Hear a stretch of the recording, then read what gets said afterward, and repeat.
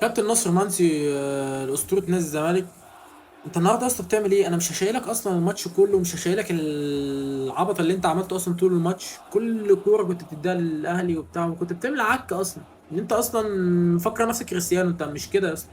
احنا معناش ميسي وكريستيانو وبتاع، احنا اللعيبه على الله اصلا كلنا، وانت اول واحد. فيا حبيبي ما تلعب على قد امكانياتك، العب ان انت ان احنا كنا بندعمك ان انت راجل محترم وبتاع ومؤدب وراجل وكل الكلام ده. احنا ما جبناش سيره الكوره في الحوارات دي اصلا.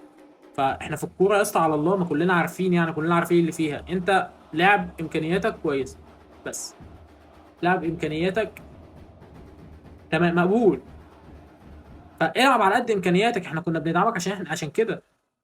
لكن يا اسطى انت مش اسطوره يا اسطى. لو انت بقى تفتكر نفسك ان انت ما فيش منك، لا يا اسطى، انت فيش منك اصلا خالص يعني. انت على الله يا حبيبي. العب على قد امكانياتك وخليك راجل وارجع زي ما كنت.